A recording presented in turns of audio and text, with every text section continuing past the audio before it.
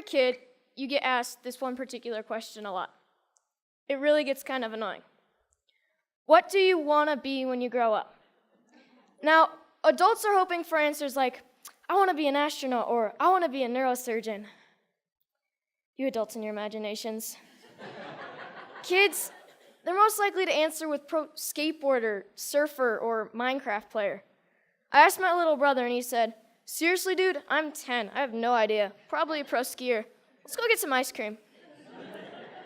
See, us kids are going to answer with something we're stoked on, what we think is cool, what we have experience with. And that's typically the opposite of what adults want to hear. But if you ask a little kid, sometimes you'll get the best answer. Something so simple, so obvious, and really profound. When I grow up, I want to be happy. For me, when I grow up, I want to continue to be happy, like I am now. I'm stoked to be here at TEDx. I've been watching TED videos for as long as I can remember, but I never thought I'd make it on stage here so soon. I just became a teenager, and like most teenage boys, I spend most of my time wondering, how did my room get so messy all on its own? Did I take a shower today? And the most perplexing of all, how do I get girls to like me? Neuroscientists say that the teenage brain's pretty weird.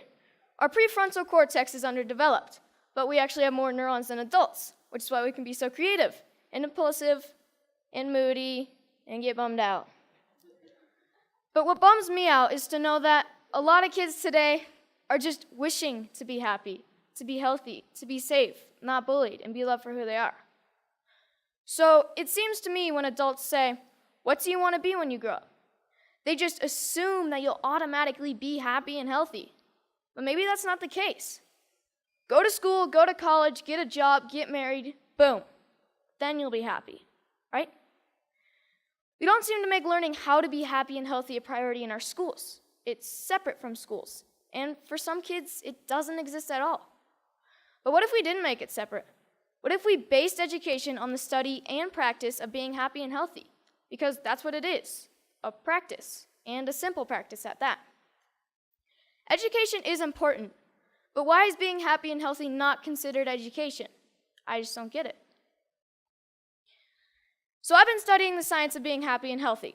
It really comes down to practicing these 8 things: exercise, diet, nutrition, time in nature, contribution, service to others, relationships, recreation, relaxation and stress management, and religious or spiritual involvement. Yes, got that one.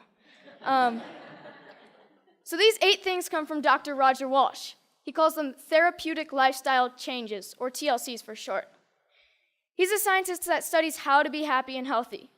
In researching this talk, I got a chance to ask him a few questions like, do you think that our schools today are making these 8 TLCs a priority? His response was no surprise. It was essentially no. But he did say that many people do try to get this kind of education outside of the traditional arena, through reading and practices such as meditation or yoga. But what I thought was his best response was that much of education is oriented, for better or worse, towards making a living rather than making a life. In 2006, Sir Ken Robinson gave the most popular TED Talk of all time, Schools Kill Creativity. His message is that creativity is as important as literacy, and we should treat it with the same status. A lot of parents watch those videos. Some of those parents, like mine, counted it as one of the reasons they felt confident to pull their kids from traditional school, to try something different. I realize I'm part of this small but growing revolution of kids who are going about their education differently. And you know what? It freaks a lot of people out. Even though I was only 9 when my parents pulled me out of the school system, I can still remember my mom being in tears when some of her friends told her she was crazy and it was a stupid idea. Looking back, I'm thankful she didn't cave to peer pressure, and I think she is too. So out of the 200 million people that have watched Sir Ken Robinson's talk, why aren't there more kids like me out there? Shane McConkey is my hero. I loved him because he was the world's best skier. But then, one day, I realized what I really loved about Shane. He was a hacker. Not a computer hacker. He hacked skiing. His creativity and inventions made skiing what it is today, and why I love to ski. A lot of people think of hackers as geeky computer nerds who live in their parents' basement and spread computer viruses. But I don't see it that way. Hackers are innovators. Hackers are people who challenge and change the systems to make them work differently, to make them work better. It's just how they think. It's a mindset. I'm growing up in a world that needs more people with the hacker mindset, and not just for technology. Everything is up for being hacked, even skiing, even education. So whether it's Steve Jobs, Mark Zuckerberg, or Shane McConkey, having the hacker mindset can change the world. Healthy, happy, creativity, and the hacker mindset are all a large part of my education. I call it hack schooling. I don't use any one particular curriculum, and I'm not dedicated to any one particular approach. I hack my education. I take advantage of opportunities in my community and through a network of my friends and family. I take advantage of opportunities to experience what I'm learning, and I'm not afraid to look for shortcuts or hacks to get a better, faster result. It's like a remix or a mashup of learning. It's flexible, opportunistic, and it never loses sight of making happy, healthy, and creativity a priority. And here's the cool part, because it's a mindset, not a system. Hack schooling can be used by anyone, even traditional schools. So what does my school look like? Well, it looks like Starbucks a lot of the time. But like most kids, I study a lot of math, science, history, and writing. I didn't used to like to write because my teachers made me write about butterflies and rainbows, and I wanted to write about skiing. It was a relief when my good friend's mom started the Squaw Valley Kids Institute, where I got to write through my experiences and my interests, while connecting with great speakers from around the nation, and that sparked my love of writing. I realized that once you're motivated to learn something, you can get a lot done in a short amount of time, and on your own. Starbucks is pretty great for that. Hacking physics was fun. We learned all about Newton and Galileo, and we experienced some basic physics concepts like kinetic energy through experimenting and making mistakes. My favorite was the giant Newton's cradle that we made out of bowling balls, bocce balls. We experimented with a lot of other things like bowling balls and even giant jawbreakers. Project Discovery's ropes course is awesome and slightly stressful. When you're 60 feet off the ground, you have to learn how to handle your fears, communicate clearly, and most importantly, trust each other. Community organizations play a big part in my education.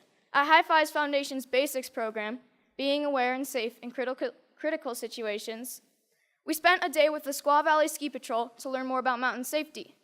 Then the next day, we switched to science of snow, weather, and avalanches.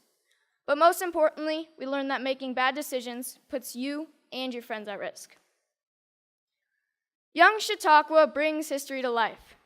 You study a famous character in history until you can stand on stage and perform as that character and answer any question about their lifetime. In this photo, you see Al Capone and Bob Marley getting grilled with questions at the historical Piper's Opera House in Virginia City, the same stage where Harry Houdini got his start.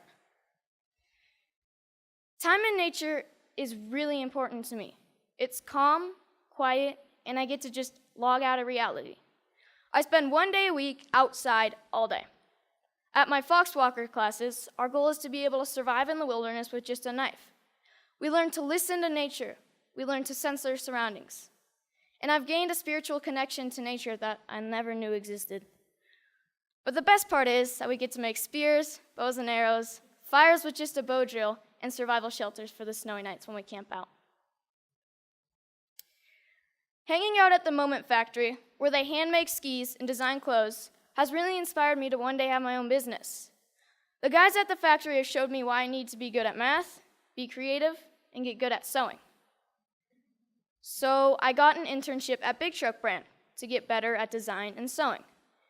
Between fetching lunch, scrubbing toilets, and breaking their vacuum cleaner, I'm getting to contribute to clothing design, customizing hats, and selling them. The people who work there are happy, healthy, creative, and stoked to be doing what they're doing. This is by far my favorite class. So this is where I'm really happy. Powder days. And it's a good metaphor for my life, my education, my hack schooling. If everyone skied this mountain, like most people think of education, everyone would be skiing the same line, probably the safest, and most of the powder would go untouched. I look at this and see 1,000 possibilities. Dropping the cornice, shredding the spine, looking for a tranny from cliff to cliff. Skiing to me is freedom, and so is my education. It's about being creative, doing things differently. It's about community and helping each other. It's about being happy and healthy among my very best friends. So I'm starting to think I know what I might want to do when I grow up. But if you ask me, what do I want to be when I grow up? I'll always know that I want to be happy. Thank you.